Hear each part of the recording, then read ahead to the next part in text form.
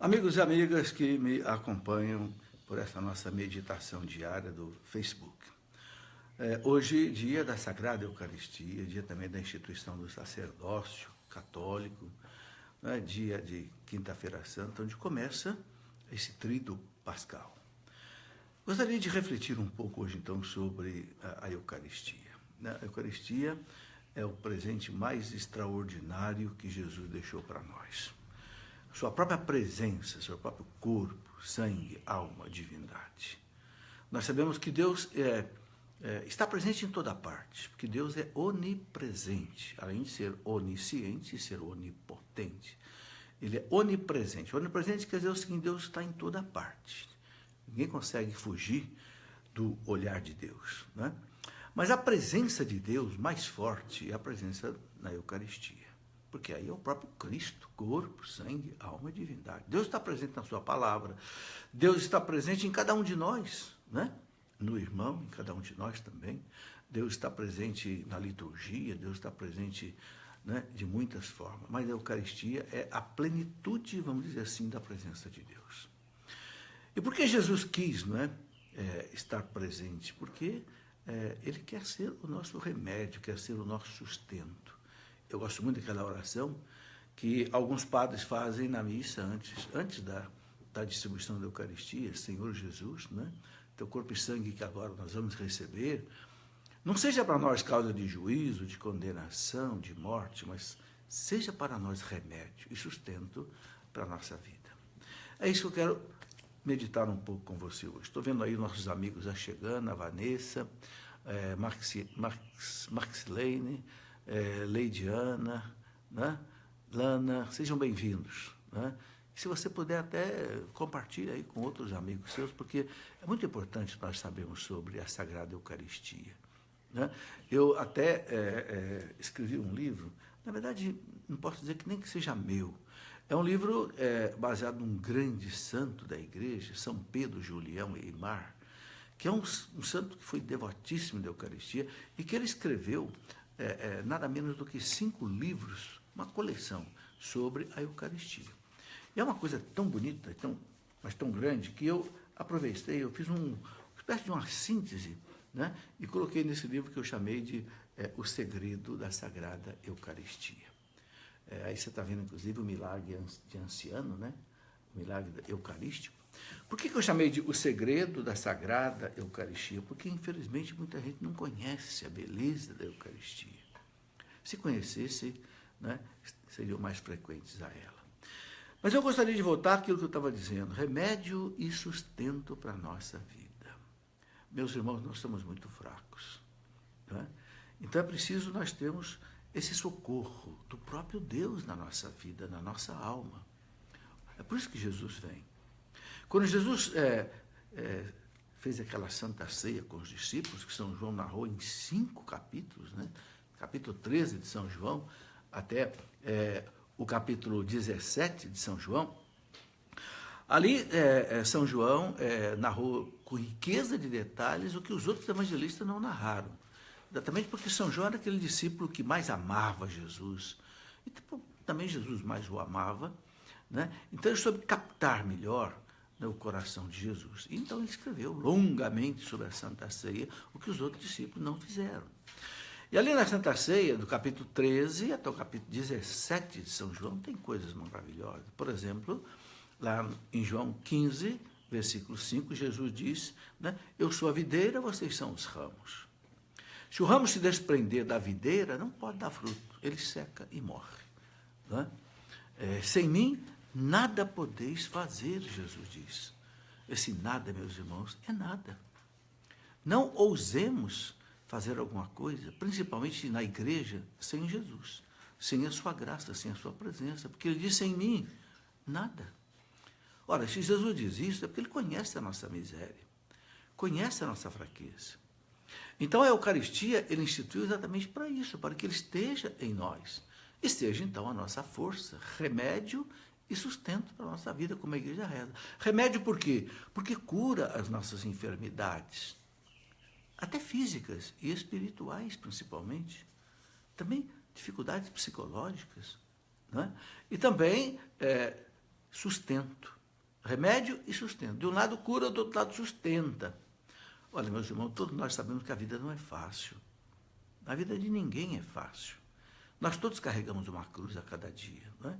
E Jesus manda a gente pegar essa cruz e seguir atrás dele. Quem quiser ser meu discípulo, renuncie a si mesmo, tome a sua cruz e me siga. Não é fácil. Mas então onde é que nós vamos buscar força, decisão? Não, eu vou seguir Jesus. Eu vou renunciar a mim mesmo, ou seja, eu vou renunciar àquilo que não é bom em mim, eu vou renunciar ao pecado e vou seguir Jesus. E onde é que eu vou buscar força para isso? Na Eucaristia. Remédio, sustento para a nossa vida. O profeta Isaías diz lá que Deus renova nossas forças como a da águia, né? A águia voa alto, naquela força tremenda. Deus renova as nossas forças na Eucaristia. Isso é muito importante, né? Sabe, nós todos temos as nossas lutas interiores. Quem de nós não sente a sua fraqueza, os seus pecados, né? Nós temos aí a questão dos pecados capitais, né? Soberba. A soberba tem muitos filhos, né? Por isso que chama pecado capital, pecado cabeça, né? Soberba, ganância, luxúria, gula, ira, inveja, preguiça, os 7 pecados capitais. Quem de nós não sente preguiça, né? De levantar, de trabalhar muitas vezes?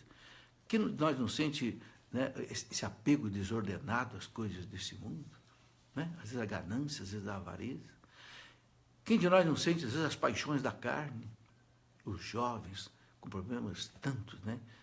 No campo sexual, também os homens, e adultério, e prostituição, e pornografia, e tudo mais. Por que nós não temos força para vencer? Porque nós somos fracos. Nós temos que entender isto. Nós só vamos amar a Eucaristia profundamente, meus irmãos, a partir do momento que nós conhecermos a nossa fraqueza. Santo Agostinho dizia assim: eu, que sou fraco, preciso do alimento diário todos os dias.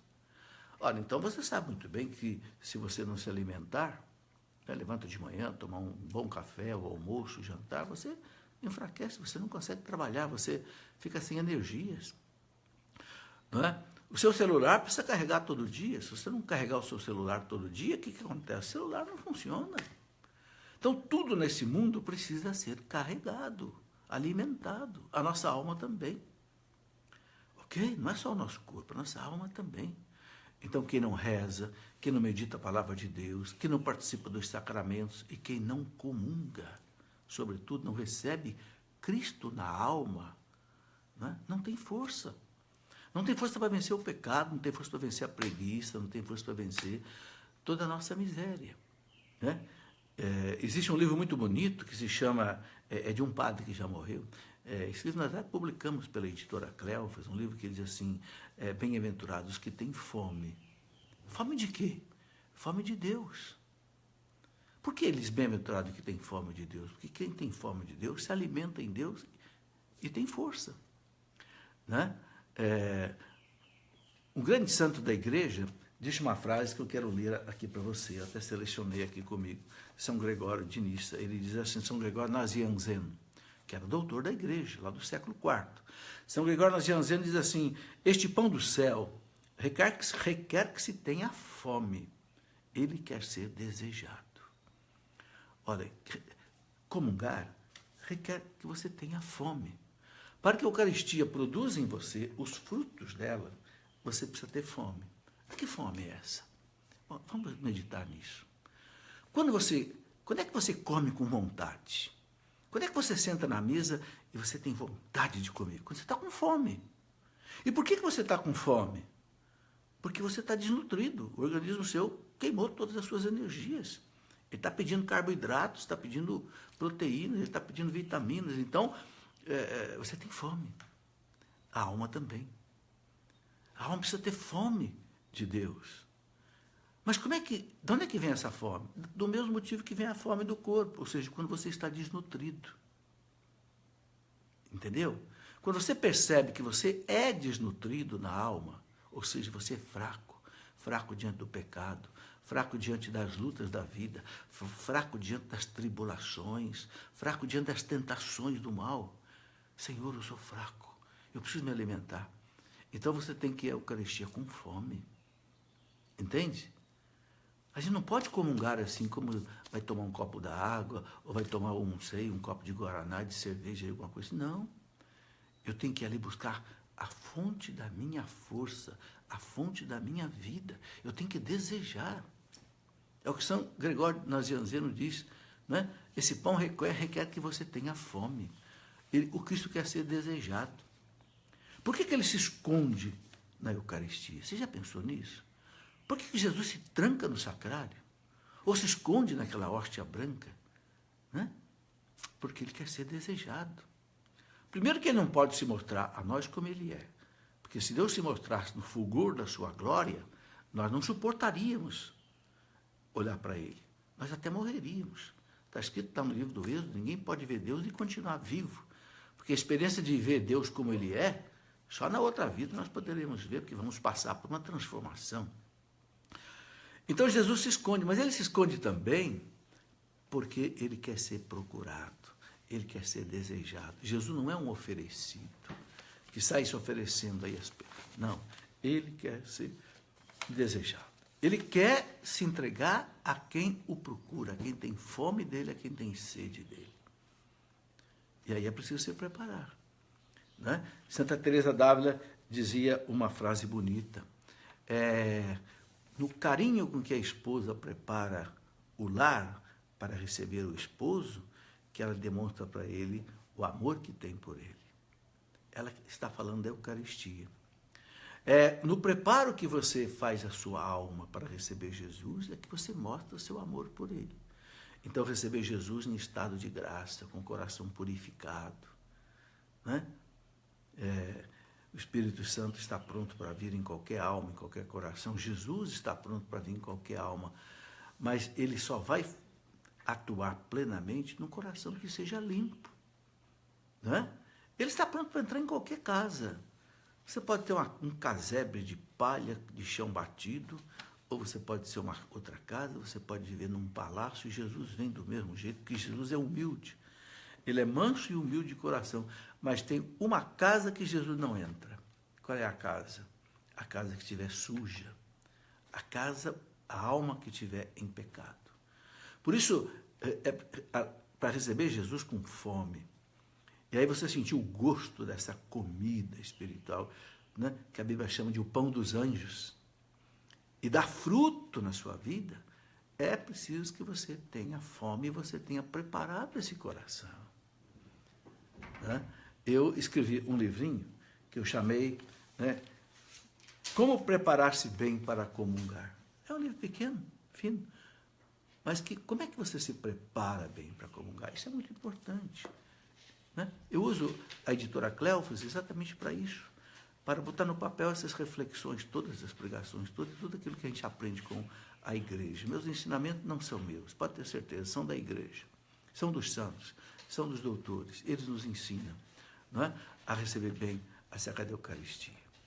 E não tenha dúvida da verdade de que aquele pão branco consagrado é o corpo de Cristo. E eu quero dizer a você, Jesus não está naquele pão, não. Jesus é aquele pão, é diferente. Não diga assim, Jesus está na hóstia, não, diga Jesus é aquela hóstia, porque ele disse, isto é o meu corpo. Ele não disse, eu estou nesse pão, não, isso é aquele pão que você pega, você está pegando no Cristo, no corpo de Cristo. Ok? Bem, eu já tenho aqui uma pergunta da Silva, Loura Silva. Ela pergunta o seguinte, qualquer pessoa pode receber a Eucaristia, mesmo que não é casado no religioso? A igreja diz que não. A igreja diz que para a pessoa receber a Eucaristia, ela tem que estar vivendo de acordo com a fé cristã. Tem que ter feito a primeira comunhão, tem que estar em estado de graça e tem que estar vivendo de acordo com a lei de Cristo para receber o corpo de Cristo.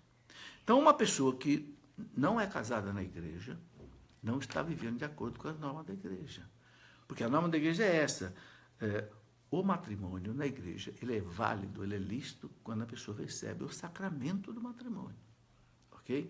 Então, os casais de segunda união, por exemplo, o Papa João Paulo II disse, e o catecismo da igreja repete. Por isso que eu vou dizer aqui.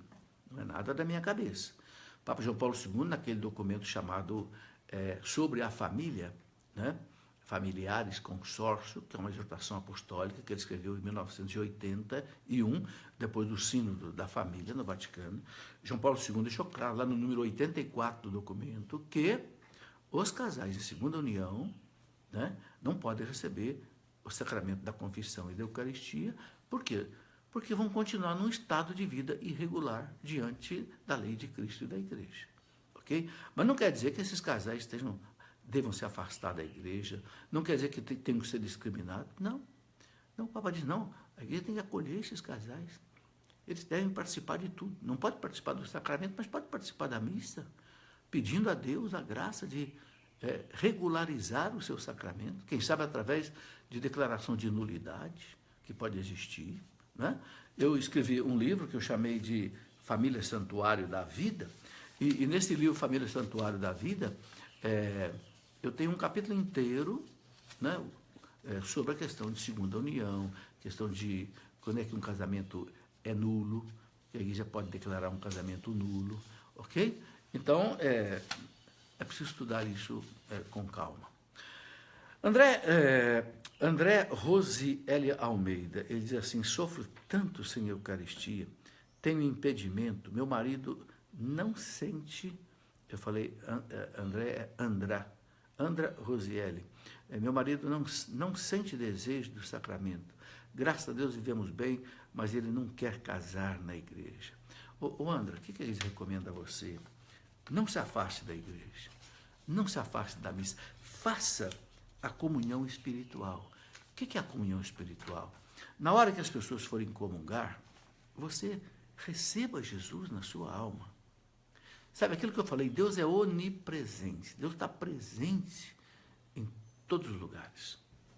E ele vem principalmente em quem o deseja, quem não tem fome. Você está dizendo que você tem fome. Você está dizendo que a Eucaristia faz falta para você e não é culpa sua. É porque o seu relacionamento não está ainda regularizado. Você pode ter certeza que na sua comunhão espiritual, você chamando Jesus para a sua alma, conversando com ele, você vai ter este sustento. Vai ter esse alimento. A presença de Cristo também não é a mesma presença de Cristo da Eucaristia, como eu já falei, que é a presença mais intensa, mas não tem problema, o Espírito Santo vai estar na sua alma, porque você tem esse desejo. Então, a igreja recomenda para esses casais a comunhão espiritual. Bem, Arlete e Bia Ferreira perguntam o seguinte, tenho uma filha de 5 anos, ela vai à missa e quer muito comungar. Como posso explicar que ainda não é hora, sem tirar dela essa vontade de receber o pão de Jesus, como ela chama? Que bonito, né? É uma criança que já está assim, bem iniciada na catequese. Não quero dar a ela uma hóstia consagrada para não banalizar o sacramento. Hóstia sem ser consagrada, né? Também para não banalizar o sacramento. Olha, o que eu recomendo? Continua conversando com essa filha. Explica para ela o seguinte, minha filha, para receber a Eucaristia, a gente precisa conhecer também tudo aquilo que Jesus ensina, aquilo que o Papai do Céu ensina. A criança de 5 anos, ela não tem ainda o que a gente chama de uso da razão perfeito. Então, ela não tem ainda noção exata do pecado, ela não pode fazer ainda uma confissão. A igreja exige, né, que a criança, na primeira comunhão, antes de comungar a primeira vez, a criança faça uma confissão. Mas para a criança confessar, ela tem que ter o uso da razão. Isso mais ou menos se chega aí aos 7 anos de idade, 8 anos de idade. Por isso que a igreja até atrasou um pouco a primeira comunhão, aí mais ou menos agora 8, 9, 10 anos, exatamente para que a criança tenha mais maturidade. Ok? Então, vá conversando isso com ela, entende? Faça ela ir fazendo a sua comunhão espiritual, como eu acabei de explicar aqui. Mas cultive nela esse amor pela Eucaristia, porque isso é muito bonito. Bom, eu gostaria de continuar, então, aqui a nossa conversa, refletindo com você um pouco sobre o capítulo 6 do Evangelho de São João. Nesse capítulo 6 do Evangelho de São João, Jesus faz aquele discurso sobre a Eucaristia na sinagoga de Cafarnaum. Né? É uma sinagoga que tem lá na Terra Santa, onde Jesus, e Cafarnaum era uma cidade muito importante no tempo de Jesus, onde Jesus morava na casa de São Pedro, ali em Cafarnaum, tinha uma sinagoga grande, porque ali Cafarnaum era um ponto de passagem de muita gente. Muito bem, então Jesus faz aquele discurso sobre a Eucaristia, né, o pão da vida.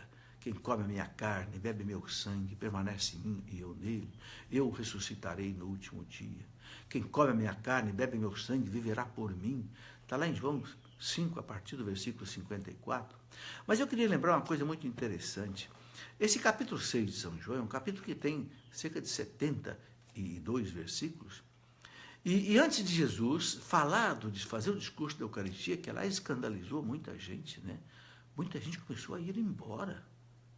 Né? O quê? O homem vai dar a comer a nós o seu corpo, sua carne, seu sangue? Né? Não entenderam o que Jesus estava falando espiritualmente. Né? E não acreditaram nele. Jesus ficou muito triste, por quê? Porque ele é Deus. Ele já tinha feito muitos milagres, o povo sabia que ele era Deus. E o povo acompanhava, mas o povo começou a ir embora. E Jesus percebeu que até os seus discípulos estavam meio duvidando. Então Jesus chega e diz para eles assim: vocês também não querem ir embora? Pode ir embora. Não é? Aí São Pedro, sempre São Pedro, né? Iluminado pelo céu, Pedro diz: Senhor, a que nós iremos?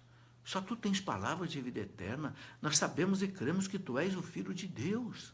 E Pedro ficou. Foi bonito. Pedro disse: eu também não estou entendendo, Senhor. Mas eu sei que o Senhor é o Filho de Deus. Então o Senhor não erra. Então eu fico aqui. Mas é interessante notar o seguinte. Nesse capítulo 6 de São João conta 2 milagres que Jesus fez antes de falar da Eucaristia, exatamente para preparar o coração das pessoas para algo muito difícil que ele ia fazer da Eucaristia. Ainda hoje, meus irmãos, muita gente não consegue acreditar que a Eucaristia é Jesus. Muita gente quer raciocinar só, né, com a razão e não aceita, porque não dá para aceitar mesmo, não dá para entender mesmo, é um milagre. Milagre é para aceitar, não é para entender. Mas eu queria lembrar quais são esses 2 milagres que Jesus fez. Bem, era de tarde, ele andando com o povo, e ele fez a multiplicação dos pães. Está lá no capítulo 6 de São João. E aí, depois que ele fez um milagre, lá no alto da montanha, à beira-mar do Mar da Galileia, ele diz para os discípulos: agora vocês peguem a barca e vocês vão para Cafarnaum. É uma travessia que vai mais ou menos da cidade de Tiberíades até a cidade de Cafarnaum. Essa travessia, quando a gente faz uma visita à Terra Santa, a gente faz de escuna, de barco, é mais ou menos meia hora, 40 minutos, e vai chegar na sinagoga de Cafarnaum. Né? Muito bem, então vocês vão, que eu vou ficar rezando aqui no alto da montanha. E ficou rezando até a madrugada. Mas quando foi de madrugada, ele desceu. Desceu e foi andando sobre as águas encontrar com os discípulos. Por quê? Porque ele percebeu que os discípulos estavam com tremenda dificuldade. Houve uma tempestade no Mar da Galileia, os discípulos não conseguiam remar. As águas já estavam enchendo o barco, então Jesus vai encontrar com eles. Né? Na terceira vigília da noite, diz o Evangelho, ou seja, lá na madrugada, 3, 4 horas da madrugada. Inclusive, São Mateus, que não narra isso, diz que os apóstolos começaram a gritar de medo, achando que era um fantasma. E Jesus diz: não, a paz esteja convosco, sou eu, fiquem calmos. E São Pedro, né? Você imagina na madrugada, tudo escuro, numa tempestade horrorosa, eles morrendo de medo. Você imagina o pânico, né? Então Pedro disse: se é o Senhor mesmo, então faça que eu vá até ao Senhor. E Jesus disse: venha, Pedro, ande sobre as águas aqui comigo. E Pedro saiu da barca, mas duvidou, né? Esse é o problema. Ao invés de olhar para Jesus, Pedro foi olhar para a tempestade, foi olhar para o barulho do mar. Aí Pedro afundou. É o que acontece com a gente também. É exatamente, meus irmãos, o que acontece com a gente. Na hora da tribulação, na hora do medo, na hora da aflição, ao invés de a gente ficar colado em Jesus, a gente fica olhando o perigo, o problema, e a gente fica com medo, e a gente afunda. Aí foi preciso que Jesus dá a mão correndo para Pedro, e levantar Pedro, e disse a ele: homem de pouca fé. Homem de pouca fé, por que você duvidou? Eu não chamei você? Você tinha que vir sem duvidar. Bem, mas então Jesus faz esse outro milagre maravilhoso, ele anda sobre as águas. Eu queria que você examinasse esses 2 milagres.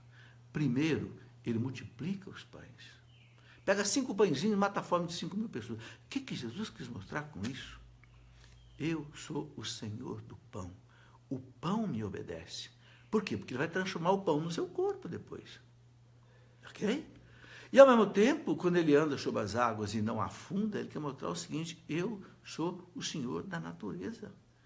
Eu sou o Senhor da lei da gravidade. A gravidade não me afunda na água quando eu não quero. Por quê? Porque ele quis mostrar o poder que ele tem sobre o seu corpo e o poder sobre o pão. porque depois ele pega e diz, este pão é o meu corpo. Veja que coisa bonita.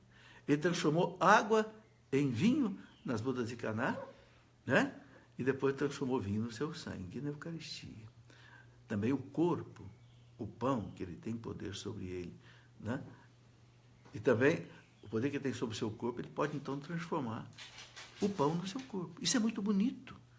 A gente, é uma ajuda pedagógica que Jesus dá para a gente aceitar a Eucaristia. Ninguém vai entender a Eucaristia. Como é que aquele pedacinho de pão é Jesus? Não queime a sua cabeça que você não vai entender. Tem que aceitar. Santo Agostinho diz, Deus não é para ser entendido, é para ser adorado. Mas Jesus dá assim, as credenciais para a gente acreditar. Eu sou Deus. Eu tenho poder sobre o pão. Eu tenho poder sobre o meu corpo. Então eu posso transformar o pão no meu corpo para ser remédio, sustento para a vida de vocês. Que coisa maravilhosa, meus irmãos. Aqui eu tenho a pergunta do Anderson Marisete Gabi Petronix. Posso comungar e depois me confessar? Ô Anderson, pode, mas você não deve comungar estando em pecado mortal. Ok? Se você tiver pecado mortal, não vá comungar. A igreja fala que quem está em pecado grave, né, pecado contra os 10 mandamentos, pecado que incomodou a consciência da gente, então não comungue, confesse primeiro. Agora, se você comungou, mas você costuma, por exemplo, uma vez por mês confessar, eu, por exemplo, uma vez por mês me confesso. Às vezes, sim, eu acabo de comungar e vou confessar, porque eu gosto de confessar uma vez por mês. Mas se eu achar que eu não tenho pecado mortal, se eu achar que eu tenho pecado mortal, eu não vou comungar. Eu vou confessar primeiro, depois eu vou comungar. Essa é a norma da igreja, entendeu? Muito bem. Sabe, meus irmãos, a gente para comungar, tem que comungar bem. Para confessar, tem que confessar bem. Porque nós estamos lidando com um sacramento. A igreja ensina que profanar um sacramento é um pecado grave que se chama sacrilégio. Ok? Então, a pessoa vai se confessar, esconde um pecado do padre. De propósito, é melhor não confessar. Porque senão, além dela não ser perdoada, ela ainda comete um outro pecado. Ok? Muito bem. Karina Freitas, ela diz assim, eu e meu esposo somos casados no civil, religioso não. Nós comungamos, então não podemos. Karina, veja bem, eu sou obrigado aqui a explicar o que a igreja ensina. Segundo o catecismo da igreja, né? Segundo também aquele documento que eu já citei do Papa João Paulo II, Familiares Consórcios sobre a Família, o Papa João Paulo II diz que não pode. Quem deve comungar é a pessoa casada na igreja, ok? E não é só casado na igreja, é aquele que não vive adultério, aquele que não vive outras coisas erradas, que não tem também pecado mortal, ok? Eu gostaria de dizer o seguinte, o Papa Francisco agilizou bastante a questão da declaração de nulidade do casamento.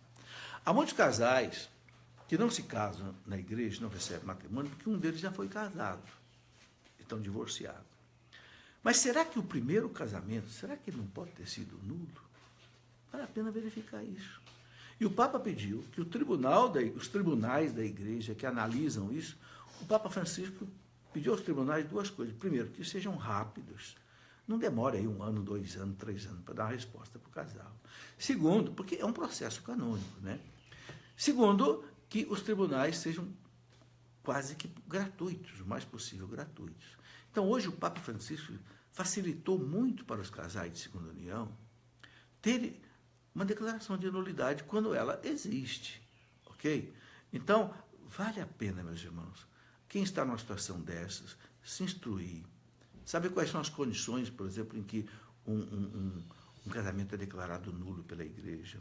Aquele livro que eu falei aqui, Família, Santuário da Vida, eu tenho um capítulo inteiro explicando quando que um casamento é considerado nulo pela igreja. De acordo com o Código de Direito Canônico da igreja, são cerca de 19 situações em que um casamento pode ser declarado nulo pela igreja. Ok? O casamento ele é válido quando existe consentimento. Sim, os dois querem casar, não tem dúvida, ninguém está enganado, ninguém está chantageado, ninguém está obrigado, ninguém está ameaçado.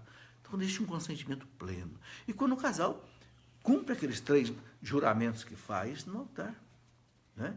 Então, o tribunal examina tudo isso. De repente, né, você que está divorciado, de repente, o seu primeiro casamento não foi válido. Então, aí, a igreja, quando diz que se o tribunal disser que o teu casamento não foi válido, é como se você fosse solteiro.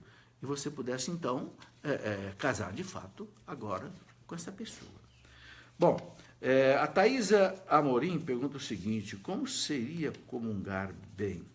Ô, Thaisa, aquilo que eu falei. Primeiro, preparar bem a alma. Não ter pecado grave. Pecado mortal. O que é o pecado mortal? Aquele pecado que pesa na consciência. Aqui se fala que é um pecado, assim, principalmente contra os 10 mandamentos. Né? A pessoa perde uma missa domingo por preguiça, ou no sábado à noite. A pessoa que falta grave contra a caridade, humilha uma pessoa, não sei, faz o mal.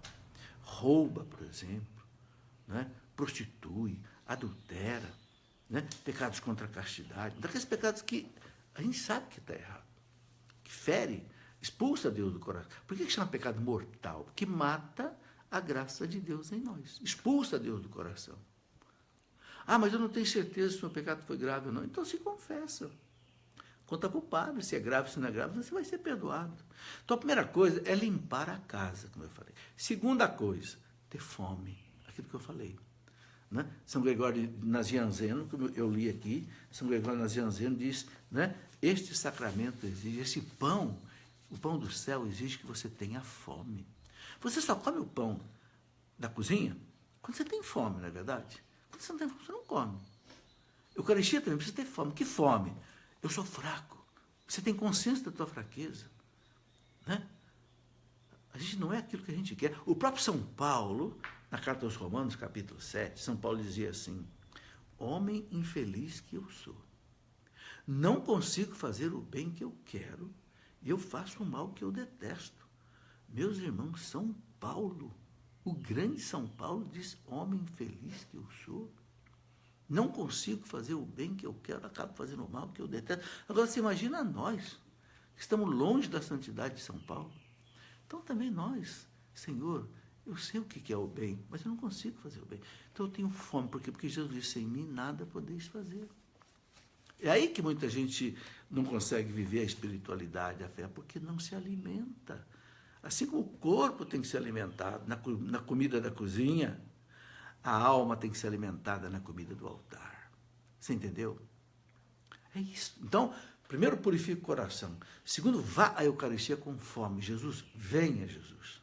Venha me fortalecer. Vem para mim ser remédio, ser sustento para a minha vida, para eu ser um bom pai, ser uma boa mãe, eu ser um bom professor, eu ser um bom médico, eu ser um bom advogado, um bom dentista, honesto, que eu não seja corrupto, que eu não tapeie ninguém. Jesus, vem, Jesus. Salva-me, você entendeu? Essa fome diária que você tem que se aproximar da Eucaristia.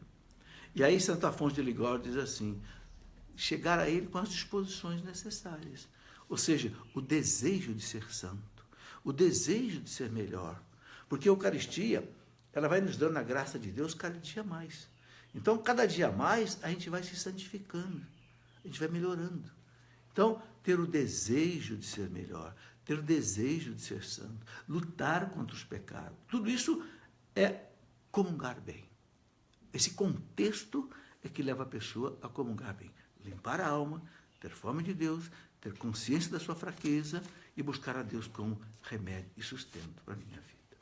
Sabe, meus irmãos, eu tenho consciência do trabalho que eu faço na igreja. Eu faço um trabalho na igreja de muita responsabilidade.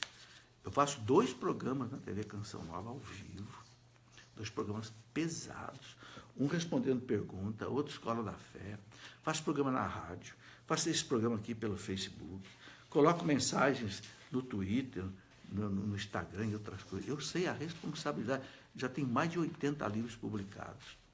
Eu sei a responsabilidade que eu tenho na igreja. É por isso que todo dia, a primeira coisa que eu faço é ir para a igreja. Como diz São Pedro Julião Eymar, eu vou lá buscar a primeira bênção. A primeira bênção. Para que Deus tome conta de mim. Porque eu não quero ser um contra-testemunho para ninguém. Eu não quero decepcionar ninguém. E como eu sei, eu conheço a minha miséria, a minha fraqueza, então, Senhor, vem em auxílio da minha fraqueza. Né? E depois eu rezo a liturgia das horas. E como é que a liturgia das horas começa? Vinde, Senhor, em meu socorro, vinde sem demora. Né? A liturgia das horas, as laudes começam sempre assim, né? Pedindo a Deus que venha, e venha sem, vem, Senhor, em meu socorro, venha sem demora. Porque se eu demorar para vir, eu pereço. Entende, meus irmãos? Principalmente quem trabalha na igreja, você que é catequista, você que é pregador, você que coordena um grupo de oração, você também que é pai, que é mãe, tem que se alimentar, senão a gente não fica de pé. Fátima, casei porque estava grávida, o casamento é válido. Ô Fátima, depende se você queria casar ou não. Né? Se o motivo foi só porque você estava grávida e você não queria casar, então muito provavelmente seu casamento é nulo. Por quê? Porque não houve o consentimento pleno. Aquilo que eu falei, o mais importante é o consentimento pleno. O que o padre pergunta para os noivos? 3 perguntas. Esses 3 sims é que fazem com que o casamento seja válido de verdade. Vocês estão aqui para se casar. Primeira pergunta, é de livre, espontânea vontade? Ou seja, vocês não estão obrigados, não estão ameaçados, não tem um 38 aí apontando para sua cabeça, não tem chantagem, não tem medo, é livre. Você quer casar porque você quer casar? Né? Mas ele é feio, mas eu quero, padre. Mas ele é pobre, mas eu quero, padre. Mas ele está desempregado, mas eu quero, padre. Estou exagerando aqui, né? É o consentimento. Se houver o consentimento pleno, aí o casamento é válido. Segundo, o padre pergunta assim, vocês querem se casar, vocês prometem um ao outro amor e fidelidade. Veja bem, amor e fidelidade é por toda a vida que o prometeis. Ou será que você já está casando pensando em adulterar? Ah, não, eu já tenho aquele caso lá de trás, de vez em quando eu vou dar uma escapadinha, eu vou lá. Seu casamento é nulo. Por quê? Porque você não está cumprindo essa promessa. Vocês prometem um ao outro amor e fidelidade. É por toda a vida que o prometeis? Sim, você falou sim lá no altar. Diante de Deus, da comunidade, dos anjos, da Santíssima Trindade. Terceira pergunta que o padre faz. Vocês prometem receber os filhos que Deus lhes enviar, educando-os na fé do Cristo e da igreja? Sim. Então, um casal que casa assim, não, nós não vamos ter nenhum filho. Esse casamento não vale. Por quê? Porque eles prometeram no altar. Estará aberto. A igreja não vai dizer se você vai ter 1, 2 ou 10 filhos. A igreja quer que esteja aberto à vida. Pelo menos 1, 2, 3, não sei, cada casal vai decidir. Ok? Então, essas coisas é que tornam o casamento válido ou nulo. Por isso que o tribunal da igreja vai analisar. Certo? Muito bem. Damiana e Assi. Se eu disser algum nome errado aqui, vocês me desculpem, tá? Ela pergunta assim, gostar de alguém sem ele saber é pecado? Não, não é pecado. Eu gosto de tanta gente, não sei se todo mundo sabe de quem... Não é gosto no sentido de amar para ter uma vida de namoro, de noivado. Não, mas né, se você gostar de alguém sem ele saber, não creio que seja pecado, não. Se ele quiser, quem sabe pode até começar um namoro aí, né? Vitória Ribeiro, como falar para uma amiga que vive a segunda união e comunga? Não sei como falar para ela, pois ela sabe que é impedida, mas mesmo assim, às vezes comunga. Bom, se ela sabe, Vitória, aí agora o problema é dela. O que eu faria no caso de uma amiga? Eu pegaria o catecismo da igreja e mostraria para ela. Ou pegaria o documento do Papa João Paulo II, Familiares Consórcios sobre a Família, tá? E eu mostraria. Se der tempo aqui, eu vou mostrar no catecismo, esse parágrafo, onde o catecismo fala dessa questão de não poder comungar, ok? Mas se der tempo aqui no programa, eu ainda mostro, ok? Pipa Jesus pergunta assim, olha, se você não quiser que diga seu nome, avise que a gente não diz aqui, tá? Eu tenho uma pessoa que me ajuda a receber as perguntas aqui, para que eu possa ir falando, né? Então, vendo alguns filmes de santos, percebi que esses não têm o sacrário. Filme de santo, percebi que esses não têm o sacrário. O sacrário sempre esteve na igreja primitiva ou foi instituído um tempo depois? Olha, o sacrário foi instituído no 1º século. Por quê? Porque as Eucaristias que sobravam da consagração, os bispos mandavam para outras comunidades que não tinham sacerdotes. E o que sobrava guardava. Evidentemente, não era um sacrário como esse nosso hoje, dourado, bonitinho, pregado na parede, mas podia ser, quem sabe, até uma cesta guardando, não sei, de maneira... Uma forma de sacrário diferente da nossa hoje, mas que sempre existiu, ok? Como era a Eucaristia na igreja primitiva? Era como é hoje? Olha, a igreja primitiva, a Eucaristia é a Santa Missa. A Santa Missa tem essa sequência nossa desde o tempo dos apóstolos. Por exemplo, o que Jesus fez, por exemplo, naquela caminhada com os discípulos de Emaús? Ele fez a liturgia da palavra e depois fez a liturgia eucarística, não foi? Ele caminhou com os discípulos de Emaús, falando dele, né? E os discípulos disseram, nossa, o nosso coração não se abrasava quando ele explicava as Escrituras. É como que a liturgia da palavra. E depois ele senta com eles e celebra a fração do pão. Ele chamava de fração do pão, né? E os discípulos o reconheceram ali. Né?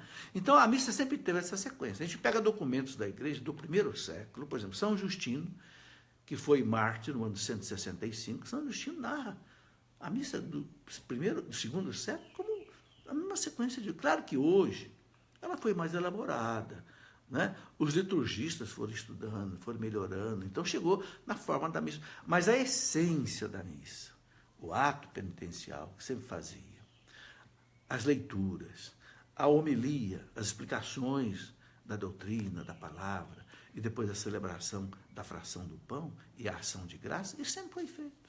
É muito antigo, não é? É muito antigo mesmo. Bom, Juliane Santos, ela diz assim, na minha paróquia não tem confissões frequentes, porque o padre não consegue atender a todos. O que fazer? Bem, Juliane, o jeito é você procurar outra paróquia, entende? Paciência, outra paróquia, até outra cidade, se for o caso. Sabe, gente, é tão importante a confissão que vale a pena. De repente, você tem que pegar um ônibus, um carro e ir para outro lugar. Porque, sabe, é o perdão dos pecados. A gente não pode brincar com os pecados na alma, não. Porque se a gente morre em pecado mortal, separado de Deus, a gente pode viver sem Deus eternamente. Não, então não pode. Então, sabe, e você não gasta nada para confessar. Você pode gastar para viajar até lá, mas lá você não gasta. Eu gosto de contar a história de um amigo que eu tinha na faculdade, né? Quando eu era diretor da faculdade, um funcionário nosso eu dizia, ô Celso, tudo bem? Ele dizia, ó professor, falar a verdade, tirando as dívidas dos pecados. Eu achava engraçado, eu dizia, ô Celso, pecado é fácil de tirar, viu? Sabe porque Jesus já pagou os seus pecados, na cruz. Então você vai lá no padre, é de graça. Agora, a dívida não é não. Lá no banco você vai chorar, meu amigo, com juros e correção monetária. E não bobeia não, que come você pelo pé. Sabe, Cristo morreu, derramou seu sangue para lavar a nossa alma. Então, meus irmãos, qualquer sacrifício é válido para fazer uma confissão. Eu sei que tem muitas paróquias que o padre não tem tempo, é sozinho, ele tem aquele monte de capelas para dar assistência. Corra atrás, vá para outra cidade, pegue um ônibus se for preciso, mas não fique sem uma confissão muito tempo. Tá? Eu disse a vocês, eu gosto de me confessar pelo menos uma vez por mês. Por quê? Porque uma vez por mês você lembra os pecados. Se fica 6 meses sem confessar, nem lembra mais. Não é? Bom, Leidiana Correia, por que beijamos a cruz na via sacra? Na verdade, a gente beija a cruz, Leidiana, não é só na via sacra. Qualquer hora você pode beijar a cruz. Santa Teresinha conta na vida dela que um dia ela estava, né, com o crucifixo na mão e o crucifixo caiu no chão. Ela foi pedir desculpa para Jesus. Ô Jesus, desculpa eu ter te derrubado no chão.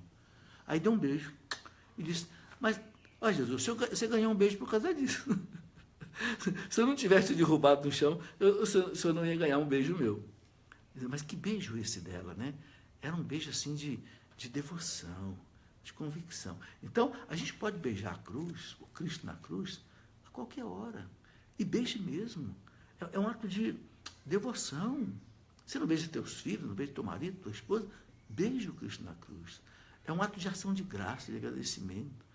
Na Sexta-feira Santa, aliás, de amanhã, às 3 horas da tarde, tem uma função litúrgica sagrada, que é a adoração do Cristo na cruz.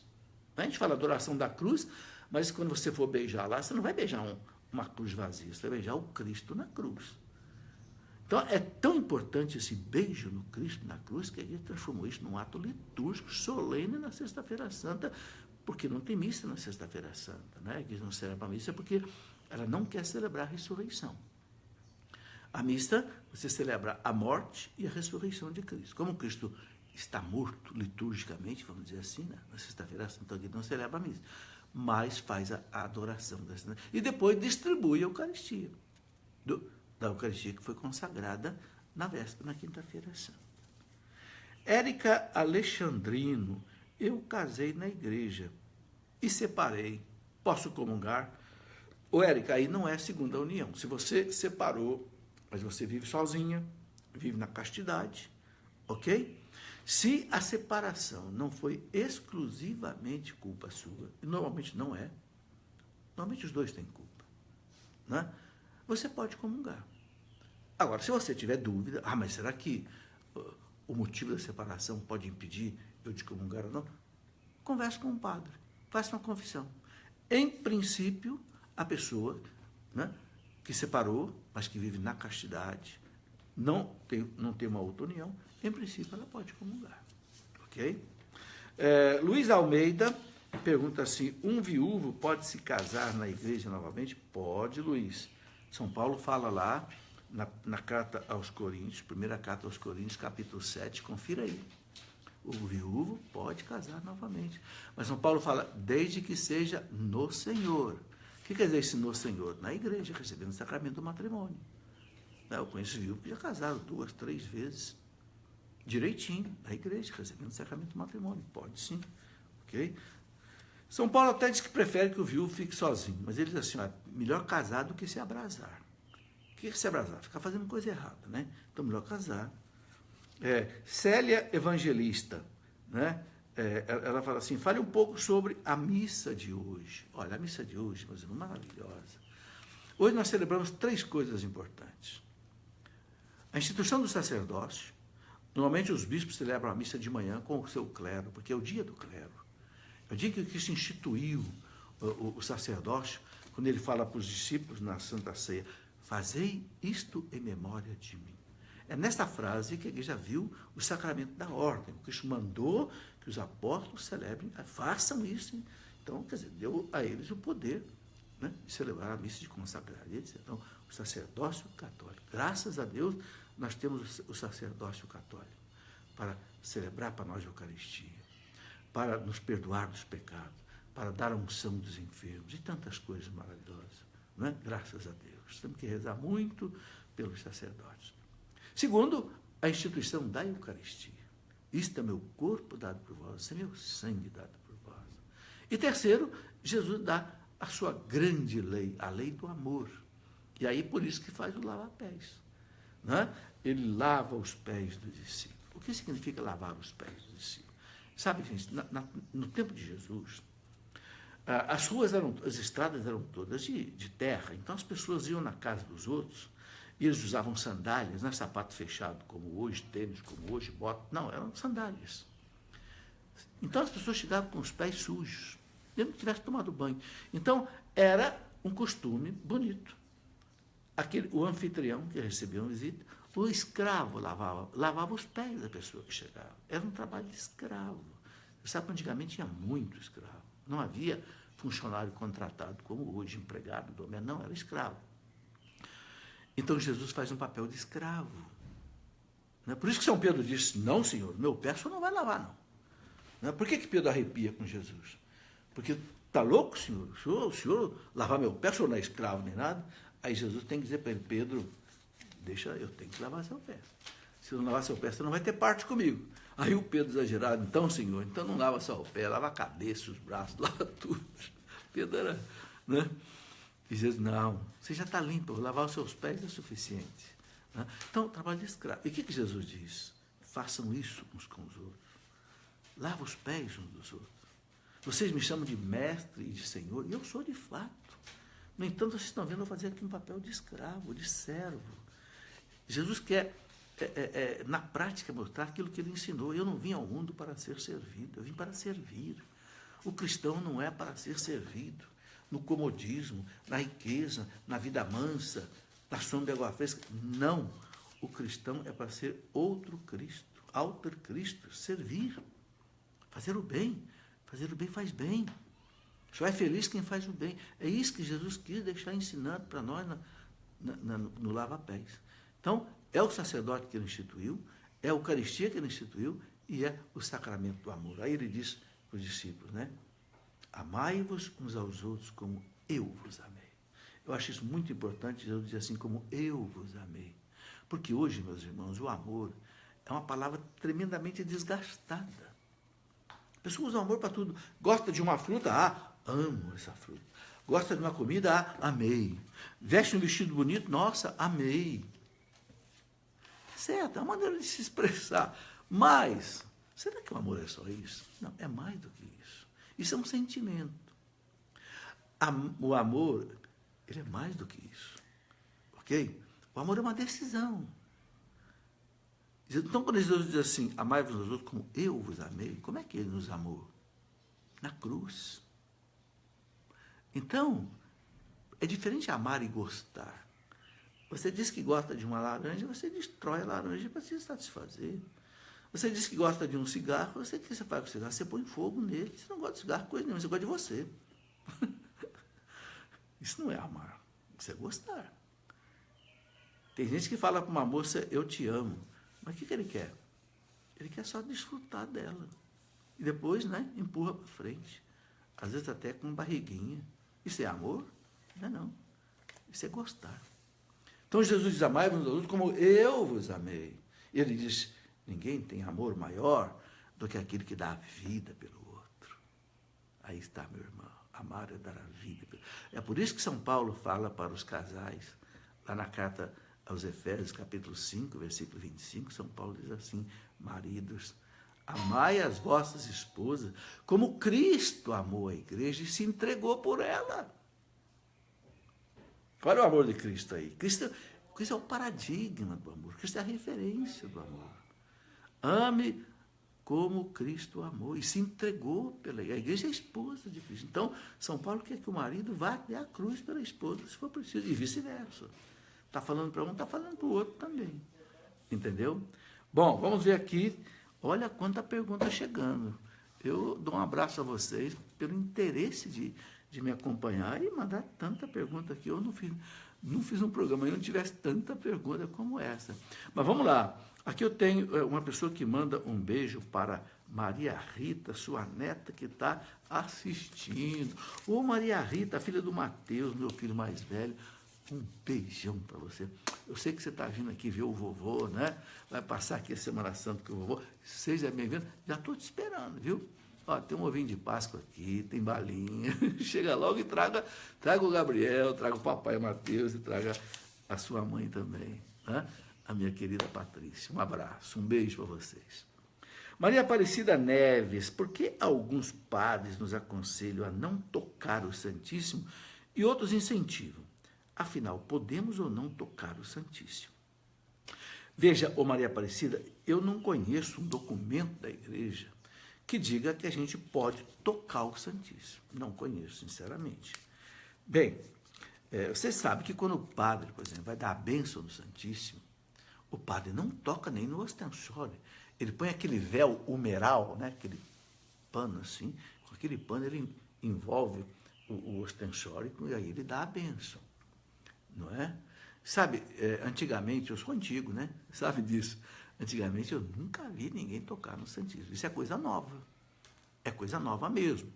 Bem, mas como eu nunca vi um documento dizendo se pode, se não pode, eu penso que aí cabe aos bispos dizerem para a sua diocese, para os seus párocos, se autoriza ou não autoriza. Eu não vou dizer aqui que não pode, que eu não tenho autorização para dizer isso, nem vou dizer que pode. Eu, sinceramente, eu penso que aí fica a cargo, não sei, pergunte ao seu bispo. Se ele autoriza para a diocese, então pelo menos você está amparado. Se ele não autoriza, não. Eu sei que tem bispo que não autoriza, mas tem outros que talvez possam autorizar, ok? Bom, Fabiano Conceição, o Fabiano pergunta assim, por que nossos irmãos protestantes têm tanta dificuldade em reconhecer Jesus na Eucaristia? Se está na palavra e na história da fé cristã. O Fabiano, a igreja diz que os nossos protestantes de hoje, eles não têm culpa da separação que houve no passado. Acontece que a Reforma Protestante está completando 500 anos. Né? Eu até escrevi um livro para entender a Reforma Protestante. Escrevi um livro, né? Onde eu explico o que foi essa Reforma Protestante, e aí você vai entender por que os protestantes de hoje não aceitam a Eucaristia. Porque os reformadores protestantes lá, né, de 500 anos atrás, da Reforma Protestante, Lutero, Calvino, Zwinglio, Melanchthon, né, os líderes protestantes que fizeram a reforma, eles não aceitaram a Eucaristia. Né? Disseram o seguinte, que Cristo não permanece... Lutero até aceitava que na consagração, porque Lutero era padre, celebrou a missa muitas vezes. Né? O livro é esse daqui, né? Para entender a Reforma Protestante. Como a Reforma Protestante está fazendo 500 anos, muita gente me pergunta, eu escrevi um livro explicando historicamente. Eu não é aqui nem um livro para fazer nem briga, nem hostilizar os nossos irmãos protestantes, que eu amo. Nada disso. É para conhecer o fato histórico. E nesse fato histórico, a Reforma Protestante rejeitou a Eucaristia, não aceitou a Eucaristia como real, corpo, sangue, alma e divindade. Ou seja, não aceitaram o que o Concílio de Trento depois chamou de transubstanciação. Ou seja, quando o sacerdote pronuncia as palavras da missa, isto é o meu corpo, isso é meu sangue, o pão se transforma no corpo de Cristo e o vinho se transforma no seu sangue. Ok? Bom, aqui eu tenho a pergunta da... Agora, é claro que Jesus é muito claro mesmo na Eucaristia, na palavra de Deus. Isto é o meu corpo que é dado por vós. Não é símbolo. Jesus, se fosse símbolo, Jesus explicaria. E veja, Jesus, ele cobrou a fé dos discípulos até o fundo na Eucaristia. Vocês também não querem ir embora? Quando ele fez aquele discurso que eu expliquei aqui, lá no capítulo 6 de São João, lá em Cafarnaum, vocês também não querem ir embora? Vocês também não acreditam que eu possa fazer esse milagre? Vocês podem ir embora. Se for preciso, eu começo tudo de novo. Mas graças a Deus, Pedro, né, iluminado, não, Senhor. Não, Senhor. Nós sabemos e cremos que Tu és o Filho de Deus. A quem nós iremos? E os discípulos acreditaram, e por isso a igreja hoje acredita na Eucaristia. É um ato de fé. Né? Não há explicação racional. A Leide pergunta o seguinte, que tipo de oração posso fazer ao receber a Eucaristia? Aí, Leide, uma coisa muito importante é o que a igreja chama de ação de graças. Sabe, mais importante que você fazer uma oração é você ficar em comunhão com Jesus. Hoje eu estava fazendo uma pregação na Canção Nova de manhã, não sei, de repente algum das pessoas que estão acompanhando aqui, de repente possa até ter assistido, eu explicava como é que eu faço a minha ação de graça. Depois que eu comungo, primeira coisa, adorar Jesus. Adore Jesus na sua alma um pouco. Meu Deus, o Deus do céu, o Deus infinito que não cabe no universo, está na minha alma. O céu está na minha alma. Santa Teresa dizia. Por quê? Porque onde está a sua majestade, está toda a corte. Se Jesus está aqui, meus irmãos, estão os anjos, estão os santos, está a Virgem Maria, São José e toda a milícia celeste. O céu é Deus. E Deus está em você, então o céu está em você. Essa frase não é minha, não, o céu é Deus. Quem diz essa frase é a grande Santa Teresa de Los Andes, aquela menina que viveu 19 anos e morreu, né, santificada no Carmelo do Chile, né?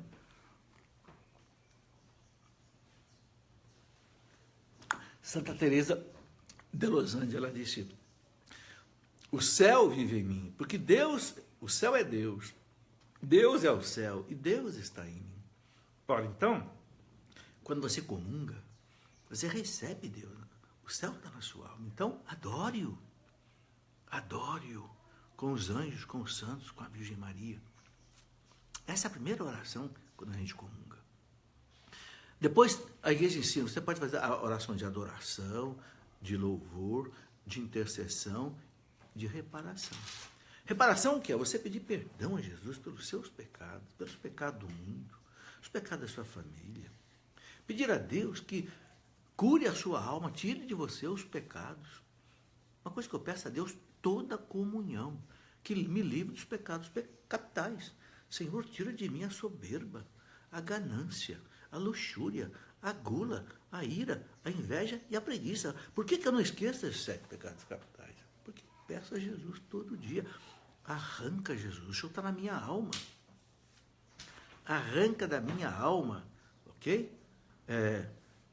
Arranca da minha alma essa miséria toda que eu tenho comigo, Jesus. Eu sei que sem ti eu não posso fazer nada, então agora que o Senhor está aqui, que o Senhor quer vir a mim, eu não sou digno de receber. Mas diga uma palavra para que a minha alma seja salva. Não é? E, sabe, meus irmãos, aí você reza por você. Então, aí reza pelos seus parentes. Reza pelas almas do purgatório. Eu, por exemplo, tenho o costume de rezar pelas almas do purgatório de todos meus antepassados. Do lado do meu pai, do lado da minha mãe, do lado do meu sogro, da minha sogra, que me deram a sua filha por esposa. Eu tenho que rezar por eles. Eles já foram para a eternidade. A minha esposa também já foi. Rezo por ela todo dia. Então, nós temos que lembrar das almas do purgatório. Então, olha quanta coisa. Depois você, por último, você reza por você. Senhor, meus problemas, Senhor. Estou desempregado, Senhor. Me socorre. Estou com um problema para resolver, Jesus, lá na empresa, não sei como resolver. Jesus, misericórdia, me ajuda. Estou com um problema com a minha esposa, estou com um problema com o meu filho, estou com um problema com o meu trabalho. Jesus, o que eu faço? Vem, Senhor, em socorro da minha... Entende? Agora, meus irmãos, isso chama-se ação de graças. Por que muita gente não tem fruto na Eucaristia? Porque não faz ação de graça. Você já pensou se eu receber você na minha casa, na minha sala de visita, servir um cafezinho para você e dizer assim, ó, fica aí, viu, que eu vou embora. Eu vou dar uma volta lá de bicicleta, depois eu volto e largo você sozinho. Já pensou? Ninguém faz isso com uma visita, não. Mas eu acho que às vezes a gente faz isso com Jesus. Jesus vem à nossa alma e nós deixamos ele ali sozinho. Não fico com ele, não converso com ele. O Rei da Glória vem ao meu coração para trazer a mim as suas graças, suas bênçãos, seu socorro, seu remédio. Mas eu vou embora. Não sei, parece que o fogo, algumas pessoas parecem que tem formiga no corpo, depois que comunga, quer sair logo da igreja, quer ir embora logo. Não. Pelo menos 10, 15 minutos, meus irmãos, a Eucaristia ainda está inteira na nossa alma, no nosso corpo. Né? O organismo nosso leva assim em torno de 10, 15 minutos para dissolver a hóstia. Depois que dissolve a hóstia, Jesus não está mais fisicamente presente. Aí ele passa a estar espiritualmente presente, ou seja, pelo Espírito Santo. Continua na sua alma, mas não mais corpo, sangue, alma e divindade. Então, eu gosto muito daquela oração, inclusive uma oração indulgenciada, ganha indulgência plenária. Quem reza essa oração, alma de Cristo, santificai-me. Alma de Cristo, santifica-me. Corpo de Cristo, salvai-me. Sangue de Cristo, inebriai-me. Água do lado de Cristo, lavai-me. Paixão de Cristo, confortai-me. Meu bom Jesus, escutai-me. Dentro das vossas santas chagas, escondei-me. Não permitais que de vós eu me aparte. Do espírito maligno, defendei-me. Na hora da minha morte, Senhor, chamai-me. Mandai-me eu ir para vós, para que com os vossos anjos e santos eu vos louve e bendiga pelos séculos sem fim. Essa oração que escreveu foi um santo da igreja, Santo Inácio de Loyola. Ele pede que a alma de Cristo o santifique, o corpo de Cristo o salve, o sangue de Cristo que está misturado com o seu sangue te enebrie. E uma coisa que ele deve pedir a Jesus na Eucaristia, que o Espírito Santo que vem com ele na alma transforme você em Jesus. Né? Transforme você a imagem e semelhança de Jesus. Faça você ficar cada vez mais parecido com Jesus. Aquilo que o Padre Zezinho cantava, amar como Jesus amou, né? Viver como Jesus viveu, sentir o que Jesus sentia. O que é a santificação, meus irmãos? É isto. É ser outro Cristo, outro Cristo. O que é o santo? O santo é aquele que imita Jesus. Então, a Eucaristia vai... Santo Agostinho diz assim, uma frase de Santo Agostinho. A Eucaristia é um pão diferente. Santo Agostinho diz, o pão da cozinha o pão do café, quando você come, o pão transforma em você, a sua carne. Mas a Eucaristia, você tem que dizer o contrário. É você que se transforma na Eucaristia. Ou seja, é você que se transforma em Jesus. É o contrário do pão, né, que mata a fome do corpo. Ok? Então, é muito importante a ação de graça. Marli Cássia pergunta assim, segunda união é pecado mortal? O Marli, a igreja ensina que quem está numa segunda união não está vivendo de acordo com a lei de Cristo. Porque a lei de Cristo é essa, só pode receber o sacramento do matrimônio duas pessoas que são solteiras. Ou uma pessoa que é viúva, mas o viúvo é solteiro. Uma pessoa que já foi casada, né, ela é casada. Enquanto a igreja não diz assim, esse casamento é nulo, a pessoa continua casada. Ah, mas nós não estamos vivendo mais juntos. Olha, a igreja ensina que a separação física não extingue o vínculo matrimonial. O que extingue o vínculo matrimonial? Só uma coisa, a morte. Por isso que o viúvo é solteiro. Por quê? Porque morreu a esposa. Pode tirar a aliança do dedo se quiser. Né? Porque acabou o casamento. A morte extingue o casamento. Mas se nós separamos, mas não houve uma declaração de nulidade, nem houve a morte, continua casado. Então, quem continua casado não pode casar de novo. É por isso que a igreja diz que não está vivendo de acordo com a lei do Cristo. Mas eu repito aqui mais uma vez, não desista, não se afaste da igreja, não se sinta discriminado. Né? Eu tenho que dizer isso, porque está nos documentos da igreja, catecismo, da exortação do Papa João Paulo II. A pessoa não pode comungar, mas a pessoa pode, né, fazer a comunhão espiritual. Bem, eu vou responder rapidamente aqui, porque meu telefone já está dando sinal aqui de bateria fraca. Então, eu tenho que responder rapidamente aqui. Se a coisa apagar aí do seu lado, é porque pode ser que aqui, o meu celular aqui, né, porque esse programa consome muita bateria, né? E nós já estamos aqui há mais de 1 hora conversando, né? Mas tudo bem. Olha, o José Luiz Ferreira diz assim, por que o padre, durante a Eucaristia, quebra um pedacinho da hóstia e coloca dentro do cálice? Aquilo ali é símbolo da unidade da igreja. No começo da igreja, como eu já expliquei aqui, o bispo celebrava a missa e mandava o pão consagrado para as comunidades. Né? Era um sinal de unidade. Então, como hoje não precisa mais fazer isso, porque já tem bastante padres, dioceses e paróquias, então a igreja coloca um pedacinho da hóstia ali no cálice, né? Para simbolizar esta unidade da igreja. Okay? Esse é um sentido que existe aí nessa colocação. Maria Elizabeth, né? Ela diz assim, casais de segunda união não pode comungar, e os sacerdotes que deixam a batina para casar podem comungar. Ô, Maria Elizabeth, o sacerdote que deixa o sacerdote, ele pode comungar e pode casar se o Papa autorizar. Um padre pode deixar o sacerdócio, mas como ele fez um voto, né, de obediência, pobreza, castidade, ele pede para o padre, Santo Padre, o senhor pode me dispensar desses votos para que eu volte ao estado de leigo e possa me casar e comungar? Pode. O que não pode é o padre sozinho, por conta própria, e diz, não vou mais ser padre, vou casar, aí ele não pode comungar. Porque aí ele também não está fazendo aquilo que a igreja ensina para nós. Ok?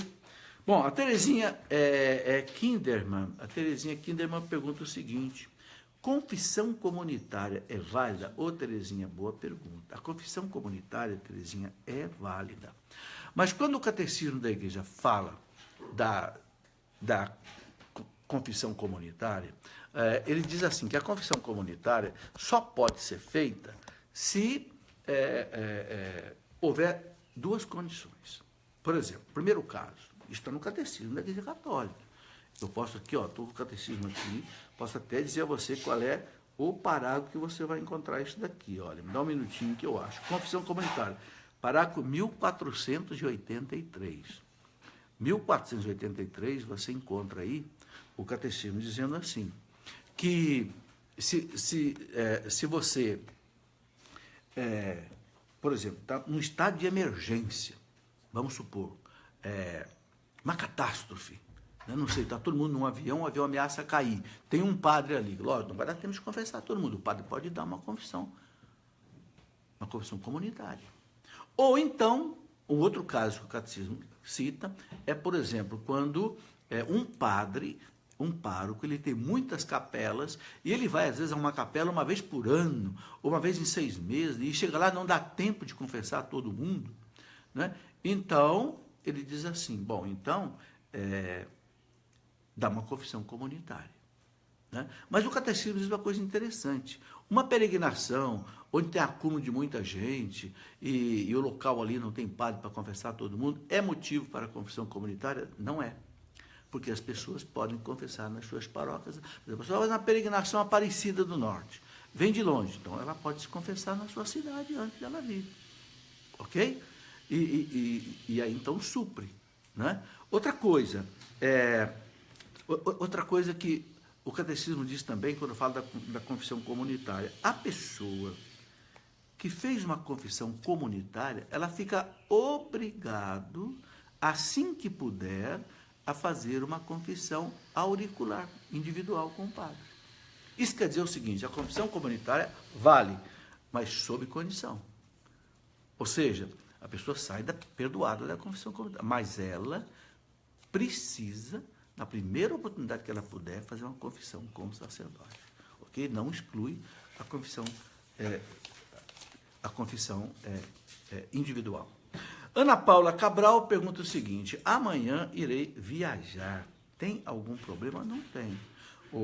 Ana Paula, a gente não é obrigado a participar da sessão das 3 horas da tarde.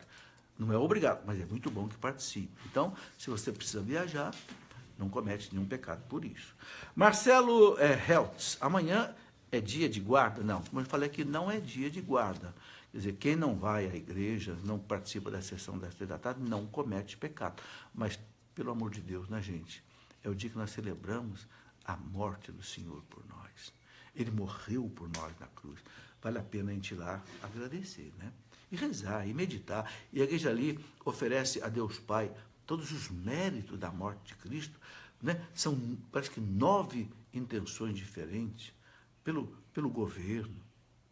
No Brasil precisa tanto disso, né? Pelos judeus, pelos ateus, pelas famílias, pelas crianças, pelos catecúmenos. Então, a igreja, é uma oração bonita das 3 horas da tarde. Vá, se você não tiver nada para fazer, não tiver nenhum impedimento, vá. Sabe, gente, é isso que dá a nós vida espiritual, né? Na liturgia, Jesus está presente. Na liturgia, Jesus caminha com a gente. Bom, eu quero também falar aqui um instante sobre 2 livros que eu lancei esta semana. Um deles eu chamei de O Sentido Cristão do Trabalho. É esse livro aqui, ó, O Sentido Cristão do Trabalho. Por que eu escrevi um livro sobre o trabalho? Porque muitos cristãos separam a vida em 2 partes. Uma coisa quando eu estou na igreja rezando, outra coisa quando eu estou trabalhando. Não, a nossa vida é uma vida só. A vida do trabalho e a vida na igreja é uma vida só. Opa, o trabalho é sagrado, né? O trabalho santifica o homem, o trabalho é a maneira mais prática de eu fazer o bem. Quando eu trabalho bem, Então, muitos cristãos não têm ainda a convicção profunda do que seja o trabalho. A importância para a nossa salvação do trabalho. Então, um livro que eu reflito bem com o que a igreja ensina para nós, o sentido cristão do trabalho. Pela nossa editora Cleofas, tem o site da editora, cleofas.com.br, você pode adquirir. E também, nós estamos lançando um livro muito importante, que é um livro sobre a missa para criança, né? O livro recebe o título de A História da Missa, mas não é só a história da missa, assim, no sentido histórico, não. É uma explicação aqui da missa para as crianças, ok? Esse livro aqui, quem escreveu não fui eu.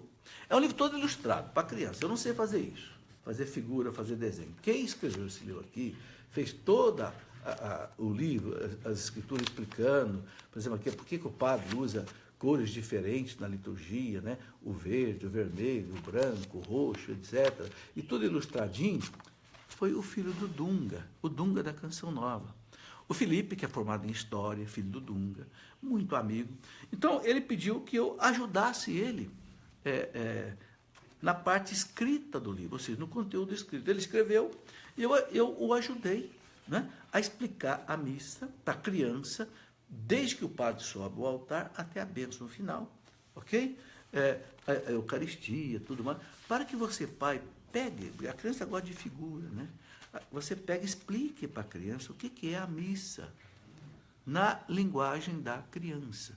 Desde que o padre sobe ao altar, é o Cristo que sobe o Calvário.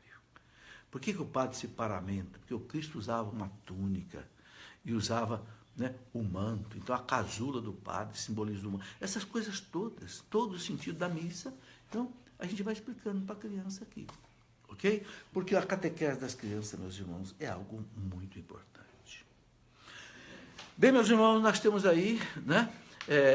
Amanhã nós não vamos fazer essa nossa participação, essa nossa live aqui, como é chamado, né? Mas no sábado nós teremos às 16h30. Né? No sábado, às 16h30, eu voltarei aqui para uma conversa e nós vamos conversar sobre o quê? Ressurreição. Tá? Se você puder, divulgue para os seus amigos, compartilhe, né? E eu quero desejar a você, desde já, uma santa e feliz Páscoa. Quem é a Páscoa? O que é a Páscoa? A Páscoa é Jesus. A Páscoa é Jesus. Eu sou o caminho. Eu sou a verdade. Eu sou a vida. Que você tenha nessa Páscoa, nessa ressurreição, né, um encontro profundo com Jesus, que mude a sua vida. E que Jesus caminhe com você. O Papa João Paulo II, ele tinha uma frase muito bonita que ele dizia assim: não tenham medo, porque o Senhor ressuscitado caminha conosco. É isso a Páscoa. A Páscoa é você celebrar a ressurreição de Jesus e você ter certeza, ter convicção, né, que Jesus, né, caminha com você. Olha, viva bem o dia de amanhã. Um dia, não é um dia de tristeza, não é um dia da gente ficar se macerando. Não. Viva com alegria, com a sua família, né? A paz. É um dia de jejum, sim. Jejum não quer dizer você ficar sem comer nada, você comer menos, quer dizer, comer um café da manhã leve, né? Um almoço leve, normal, né? E uma ceia também leve, não comendo nada durante o dia. É isso que a igreja recomenda para a gente. Não precisa passar fome sem comer nada o dia inteiro. Né? Aí você se une à paixão do Cristo. Cristo sofreu tanto, então nós oferecemos um pouquinho do nosso sofrimento em forma de jejum para Ele. Que Deus o abençoe. Eu quero pedir, se existe algum sacerdote nos acompanhando, ou algum diácono, que nos dê aí a sua bênção. Sim, porque a bênção pode ser dada à distância, até pelo meio de comunicação. Por isso que o Papa dá a bênção pela televisão. Não é? Urbi et orbi. A bênção da cidade para o mundo, da cidade de Roma para o mundo. Né? Então, que Deus nos dê a sua bênção para que a gente possa viver o dia de amanhã muito bem, também o sábado, né, da morte do Cristo, e a vigília pascal, que é a grande celebração, né, do sábado à noite. A nossa proteção está no nome do Senhor, que fez o céu e a terra. Que Deus nos abençoe. Por intercessão de Nossa Senhora, eu quero agradecer a vocês que nos acompanharam até aqui. O meu muito obrigado e o meu abraço. Em nome do Pai, e do Filho, e do Espírito Santo. Amém.